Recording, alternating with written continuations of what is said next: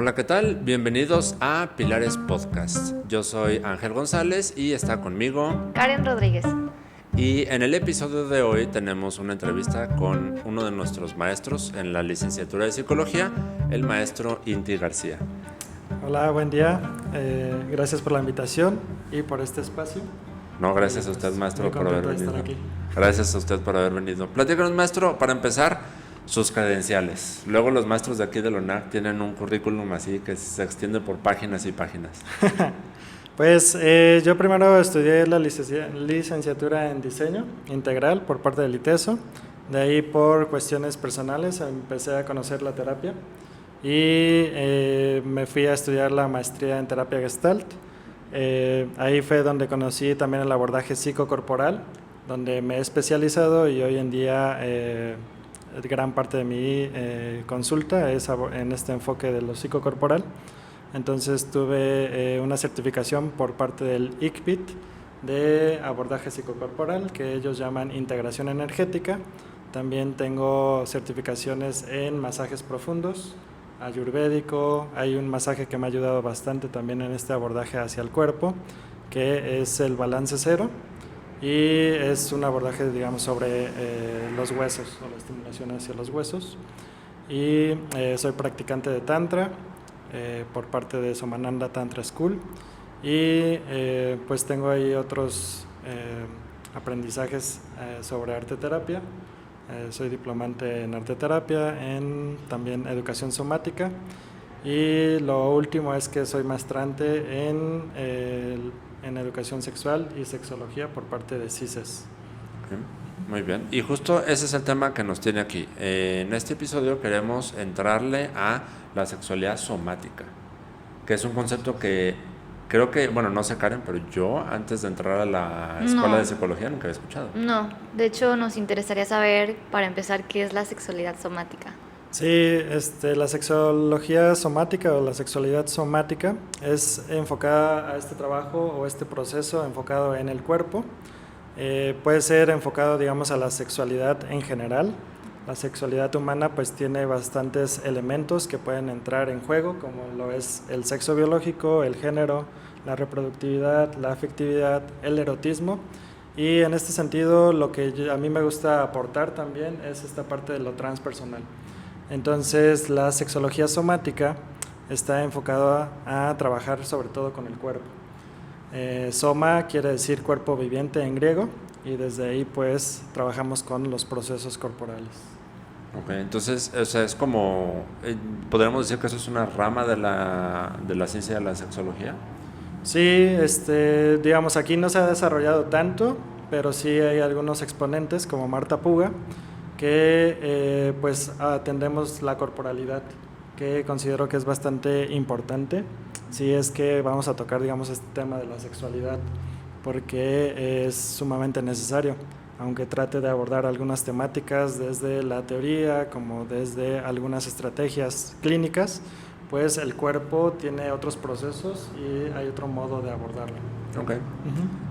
¿Cómo sería distinto o qué diferencias veríamos en una terapia de sexualidad somática, por ejemplo, con una terapia con un sexólogo no somático, o sea, tradicional o clásico? Sí, en una terapia de sexología somática estaría mucho más involucrado el cuerpo. Entonces podemos hablar del vínculo, no solo cómo se siente la persona en cuanto al vínculo, por ejemplo, sino también entrar en esta interacción de cómo es esa vinculación con uno mismo, cómo es con los demás, y ahí el terapeuta, y sobre todo el cuerpo del terapeuta, pues también entra en juego. Entonces puede haber diferentes enfoques en cuanto a esto de la sexología somática, pero al menos a mí me agrada colocar esta parte de la educación sexual integral, que tiene como base el existencial humanista, y también la parte de la educación somática, así como lo transpersonal. Entonces, pues en la interacción está involucrada la corporalidad, y desde ahí pues también tenemos que tener mucho cuidado, digamos, siendo terapeutas, y mucha ética, digamos, como esta parte ética siempre está por default. Y digamos, ya en el proceso pues muchas personas pueden reportar que han trabajado ciertos temas en otros espacios, con otras estrategias y digamos que como una manera no tan aterrizada en el cuerpo. Y viéndolo en el cuerpo surgen, digamos, memorias corporales, surgen otras reacciones en las personas que pueden ser no tan lógicas, como en este sentido de es que ya lo trabajé, ¿por qué me vuelve a surgir esta sensación? Podemos trabajar con náuseas, como con otros reflejos que pueden surgir. Ok, y por ejemplo, ¿qué conexión hay entre cuerpo y mente en el ámbito sexual? Pues es mucho, digamos, la conexión y tenemos que hacer mucho más énfasis en esta conexión porque se ha olvidado pues el cuerpo, ¿no? Muchas veces se ve como si fuera una tercera persona, como decimos el brazo, la cabeza, el pene, ¿no? La vulva, y el acuerparnos o encarnar todo lo que somos pues nos ayuda incluso a incrementar sensaciones. Entonces la conexión cuerpo-mente pues ayuda a estar mucho más dentro de nuestro organismo y a partir de ello pues también generar otros recursos en la vida erótica, por ejemplo. Cuando hablamos de sexual, ¿nos referimos al coito o es más amplio todavía? No, sería más amplio porque también nos podemos enfocar o estamos acostumbrados a enfocarnos al coito, a la penetración, también desde esta cuestión de la heteronormatividad. Pero hablar de sexualidad y en este caso de la vida erótica, pues podríamos hablar de que podemos tener más recursos. Por ejemplo, también en los talleres podemos explorar la parte del toque o el tacto, que luego hablo de toque y pareciera como un tema ríspido, pero en sí explorar, por ejemplo, el contacto, cómo es desde el antebrazo, cómo es reconocer el cabello, ¿no? Como otras partes de nuestro cuerpo, y desde ahí podemos ir alimentando pues nuestra capacidad sensorial y eso se puede llegar como a un placer increíble, ¿no? Hay quien también lo reporta como éxtasis y lo que hicimos fue, digamos, sencillamente como solo explorar otras partes con cuáles tocar. Sí, ¿no? de hecho se han hablado de orgasmos que no hay como estimulación física, ¿no? O sea, puede ser mental o cómo funciona. Ahí es muy importante la atención, entonces también se trabaja esta parte de la atención, de la voluntad. Aquí yo puedo hablar más desde el tantra, como en esta cuestión de lo que se necesita en cuanto a la atención, esta parte de la energía.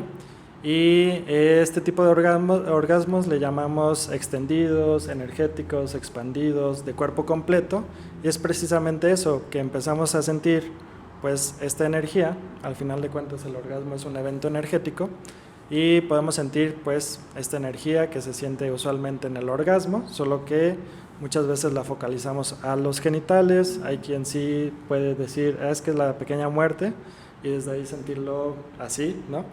Pero puede ser que tengamos un orgasmo sin la estimulación directa de los genitales y sin, por ejemplo, excitación. Entonces desde ahí también está interesante cómo es que se habla del deseo, ¿no? Entonces se pueden dar estas respuestas. Ok. Creo que para la audiencia que no está familiarizada, que yo no lo estoy con la terapia de sexualidad somática, creo que sería valioso como que tengamos en cuenta para qué sirve, ¿no? ¿Qué necesidades mías como paciente, como cliente puedo tener que una terapia de sexualidad somática me pueda cubrir? Sí, entonces desde esta manera de atender podemos tener los beneficios de la conexión cuerpo-mente, que por ejemplo si hay problemas en cuanto a cierta dismorfia o alguna cuestión de la autoimagen, podemos empezar a verlo porque también no estamos muy acostumbrados a explorar nuestro cuerpo. Y también al hablar de genitales hay personas que ni siquiera conciben, digamos, sus genitales, ¿no? Entonces como que no se habla, no tienen, digamos, esta manera de decir más que colita o allá, aquellito, la cosita, ¿no? Entonces, aunque sean adultos, ¿no? Entonces, también explorar en este sentido nuestra corporalidad nos ayuda a mapearnos y esto pues tiene impactos en nuestro cerebro, en las neuronas que se van encargando pues de lo sensorial también.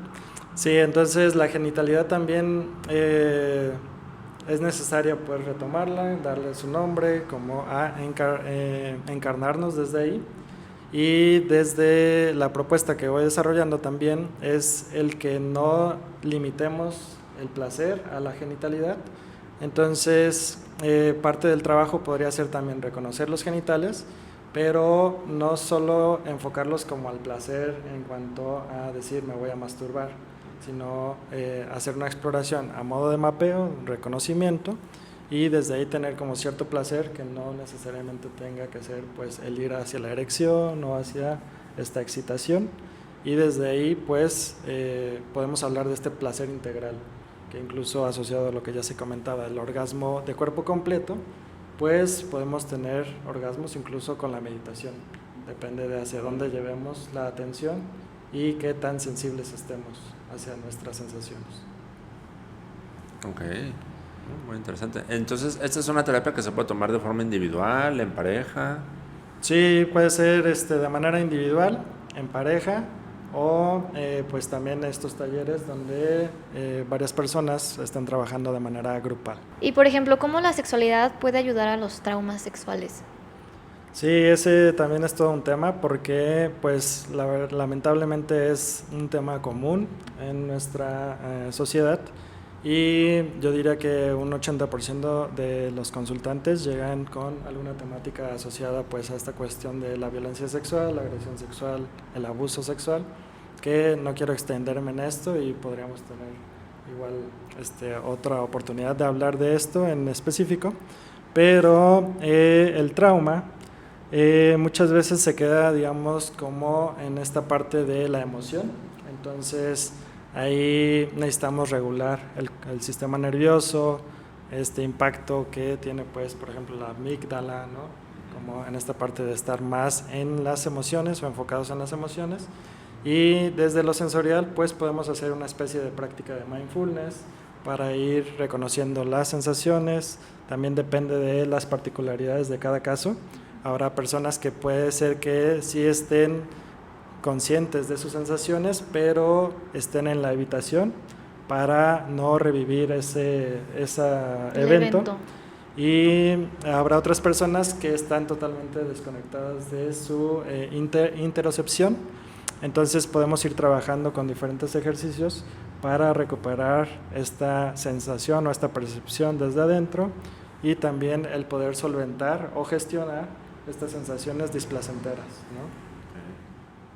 Creo que en los últimos años he visto, en el último par de décadas, que el tema de ir a terapia en general, ir con un psicólogo, con un profesional de la salud mental, ha dejado de ser el tabú que era antes, ¿no? Y como que se ha disparado mucho esta conciencia colectiva de la importancia de la salud mental y de procurar nuestro bienestar.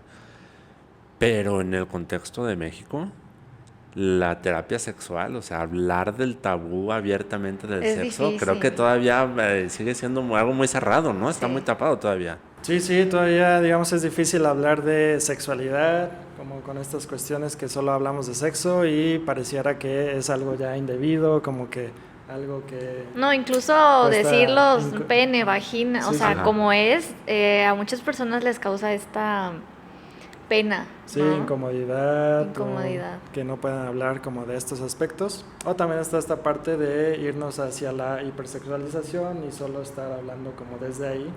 Entonces, considero que ya hay más espacios para poder hablar, incluso aquí en la universidad, pues hay mucho más este espacio para poder hablar de estos temas, lo cual agradezco.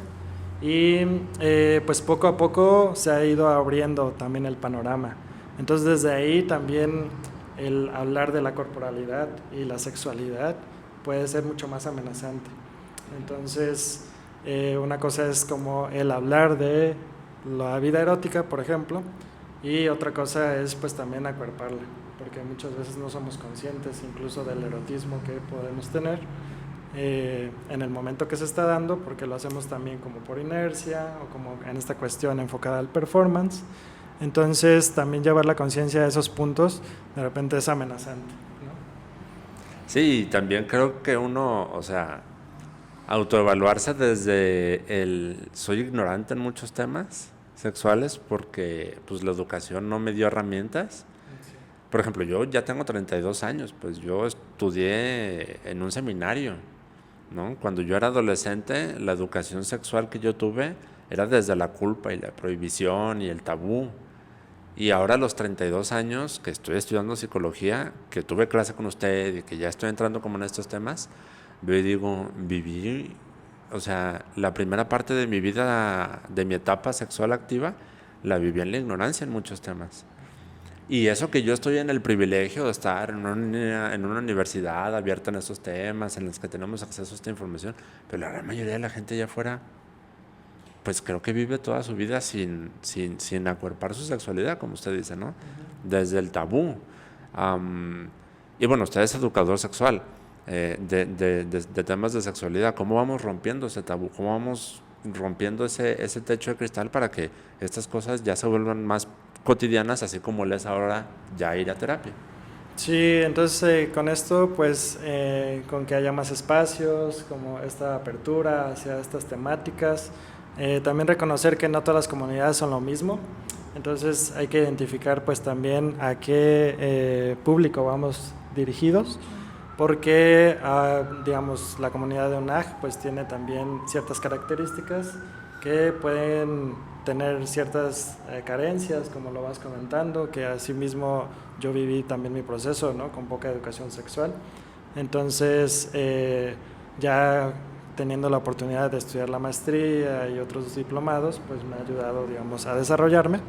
Pero sí reconocer que puede haber muchas carencias en nuestras comunidades, en nuestra sociedad, y también ver, digamos, esas particularidades para atenderlas, ya sea con una asociación o, digamos, relacionarse con las personas de la comunidad y no querer, en este sentido, imponer, digamos, lo que conocemos y llegar como, no, es que esto debe de ser así y, pues yo tengo los estudios, entonces tienen que seguirme. Más bien como hacer estos diagnósticos de lo que requiere la comunidad, qué apoyos puede haber, qué limitaciones puede haber también, incluso desde la higiene, desde la cuestión de la salud sexual y ver qué necesidades tiene cada una de las comunidades o, por así decirlo, también el mercado, ¿no?, al que vamos.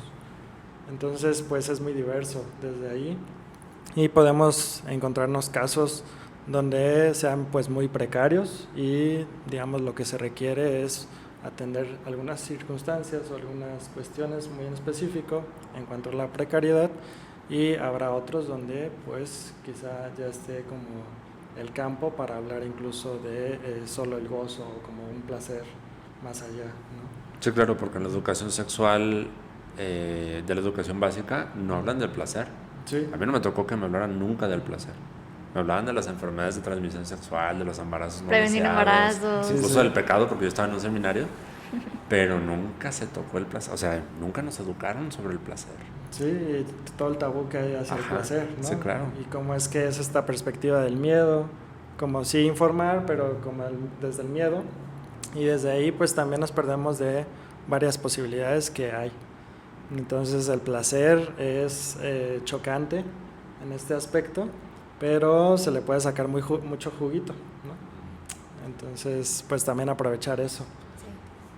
Me acuerdo de una anécdota, no sé si aquí, digamos, sea el espacio, pero Sí, claro. Sí. la verdad es que también siempre he tenido pues esta inquietud sobre mi sexualidad y me acuerdo una vez que estaba pues con una novia que tuve allá por los 16, 17, donde teníamos pues curiosidad también de explorar cuestiones así, pero había como pues este tabú, sobre todo digamos más en su caso, que tenía pues también un trasfondo pues religioso.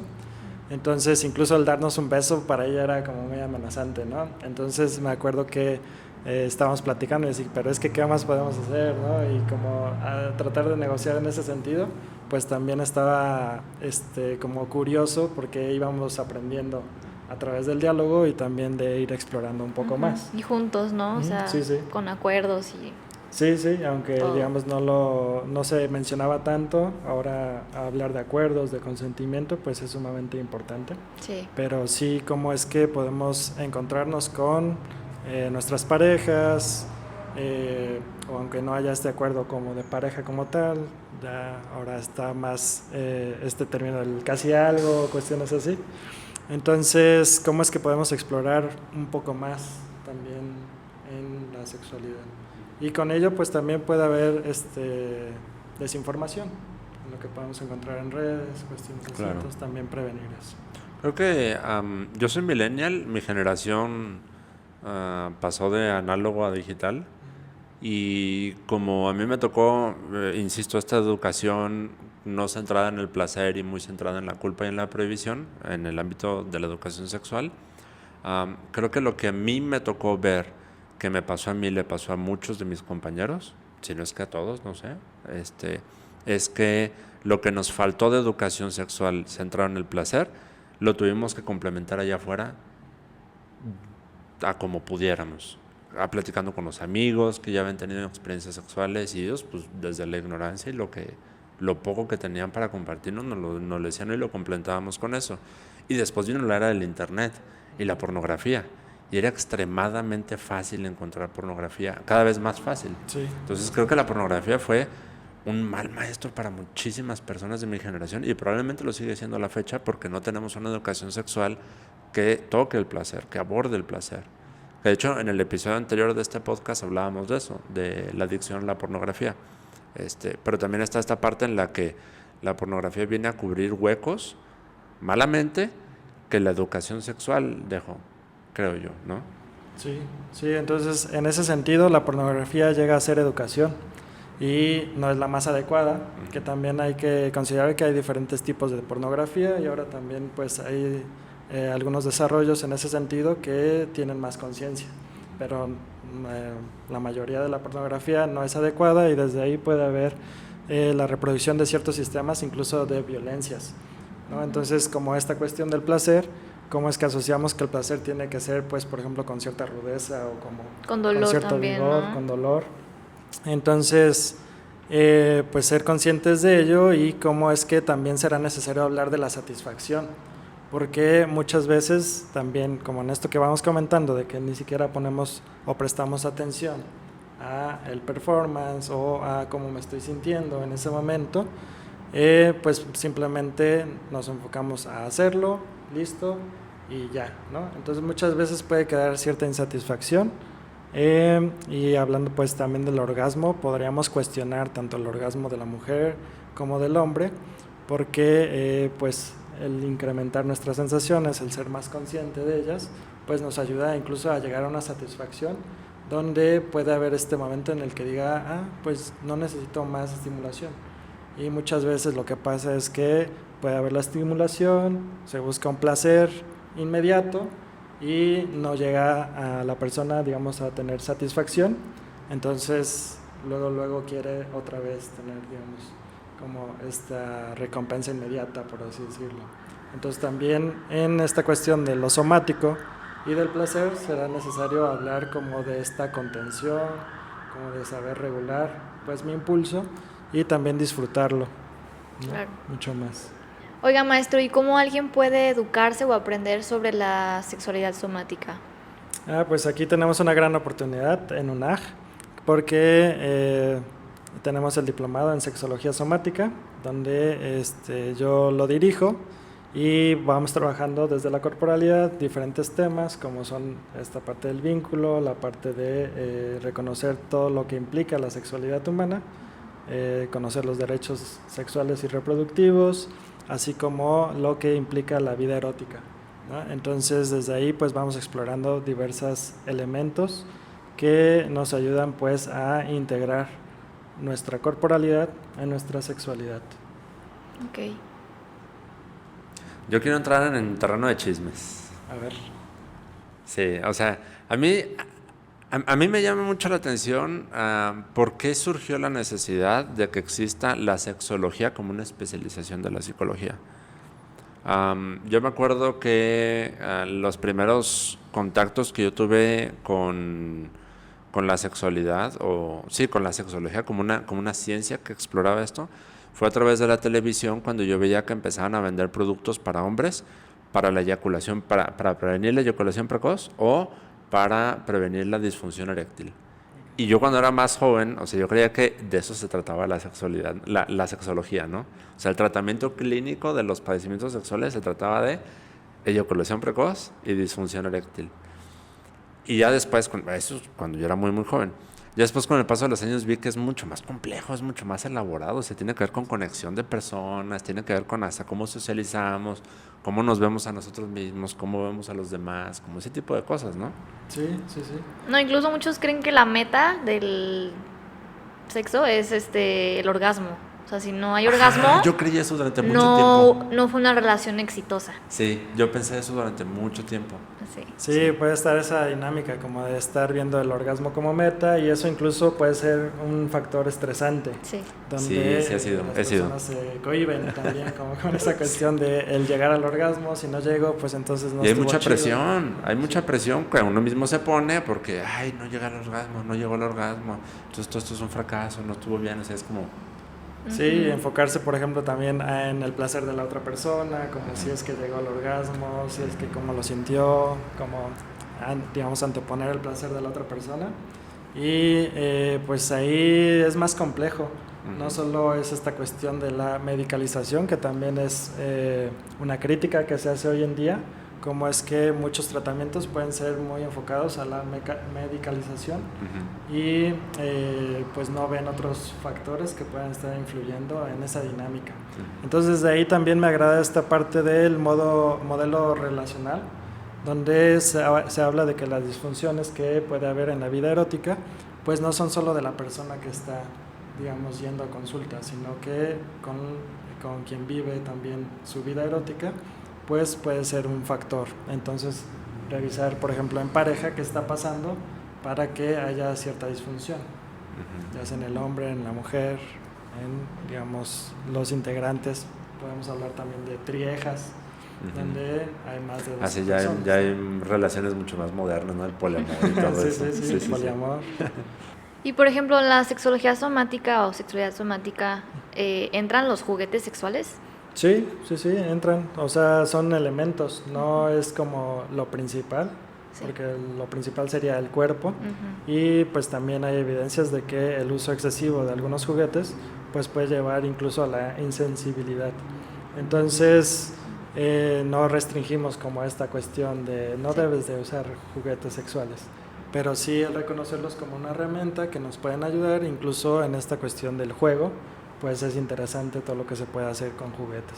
Ahora, ¿cómo es que hay esto de control remoto? Como en esta sí, ha habido un super boom de productos de ese estilo. Sí, ya la mercadotecnia Sí. está... Pero es cierto, o sea, también por un lado veo que esa mercadotecnia y muchos creadores de contenido y podcast y la chingada hablan mucho de utilizar muchos juguetes sexuales. Y sí, cómprenlos y úsenlos y cárgalo en tu bolsa o en tu mochila y la chingada. Pero también está el otro lado en el que también yo he visto estudios, he leído sobre estudios que hablan de justo eso que mencionaba usted, maestro, que o sea, hay algunos que pueden caer en producir desensibilidad, ¿no? Sí. De la misma forma que muchos estudios han apuntado con evidencia a que lo mismo sucede, por ejemplo, con el porno, que empieza a generar una desensibilización con la persona real, a las personas que consumen asiduamente el porno, que lo platicábamos en el episodio anterior, y pues creo que uno tiene que ahí medio navegar la incertidumbre de la información, ¿no? Sí. Porque te bombardean con información muy extremista a cualquiera de los dos lados. Sí, y ahí revisar cuál es la experiencia, ¿no? Y ser conscientes de cómo es que yo lo estoy vivenciando, o la persona, digamos, de cada caso, cómo es que lo está vivenciando, porque aquí la invitación no sería como solo satanizar o como prohibir, sino el ver cómo es el efecto en todo el cuerpo, en todo este organismo, y pues cada elemento puede tener sus pros y sus contras, pero desde el autoconocimiento pues saber, digamos, también que puede utilizar estos recursos como los juguetes sexuales y que, por ejemplo, puedo tener también otras sensaciones con otros recursos.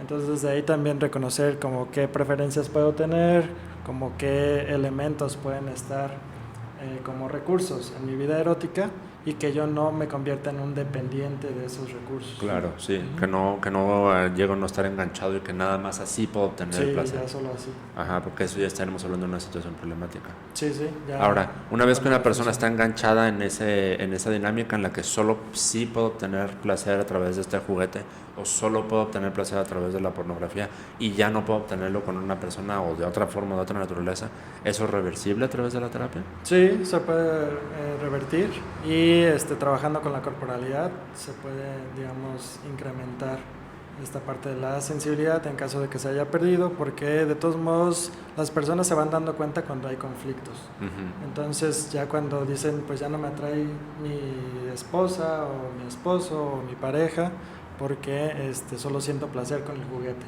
Uh-huh. E incluso con el juguete necesito ir más allá, durar más tiempo o tener otros elementos que me ayuden a sentir justamente. Entonces todo esto lo podemos trabajar a través de este acompañamiento y se puede revertir e incluso, pues como voy mencionando, ampliar nuestros recursos. Wow, pues muy interesante el tema de la sexualidad somática. Creo muy nuevo también. Sí, exacto, y muy nuevo. Creo yo que tu generación, Karen, están así en un lugar privilegiado sí, porque la información ya tenemos fluye. Más, sí. Sí. Mi generación, o sea, yo nací en el 92, o sea, a mí me tocó. A veces suenas como si fueras más grande. Yo soy del 84. Pero, exacto, usted me entiende, o sea, nos tocó otro siglo, o sea, otra forma de ver el mundo. Sí, ¿no? puedo entender lo que comentas. La liberación sexual también llegó muy tarde acá en Latinoamérica, o sea, porque también se habla mucho de que, sí, desde los 60 ya la liberación sexual. Sí, en Estados Unidos, en Suiza, pues allá, acá no, acá en el 92, en el 98. O sea, ya seguíamos pensando en la guerra de los cristeros y los estragos de las cruzadas. Pues es como, nada que ver, pues. Y yo veo las generaciones más jóvenes, o sea, la generación de Karen, pues tienen un montón de información. Sí, yo afortunadamente tuve una información sobre la sexualidad muy abierta, uh-huh, desde pequeña. O sea, como era vagina, pene, todo, así como es. Y esto pues también tiene un impacto en las comunidades que ellos manejan. Sí. Claro. Entonces, desde ahí pues puede haber cambios sumamente importantes. Y cómo es que pueden hablar de la masturbación o como de otros elementos, que incluso hablando de lo transpersonal, pues la sexualidad puede estar ahí. Desde el tantra la energía sexual se puede trabajar sin que haya, por ejemplo, masturbación. Pero si tengo pues esta capacidad de atender desde mi concentración, mi energía sexual, pues puedo llevarla también a este crecimiento de lo personal y de lo espiritual. Pues maestro, muchas gracias por habernos dado esta entrevista tan interesante. Sí, y creo muchas que gracias. La información, nos quedamos cortos, esto da para otra entrevista. Creo que el próximo episodio también estaría bueno que exploremos otras áreas de lo que cubre la terapia de la sexualidad somática, si le parece bien. Sí, yo encantado. Muchísimas gracias por la oportunidad y este espacio. También agradecer a la universidad este espacio y un gusto compartir con ustedes. Igualmente, muchas pues gracias. Muchas gracias, maestro.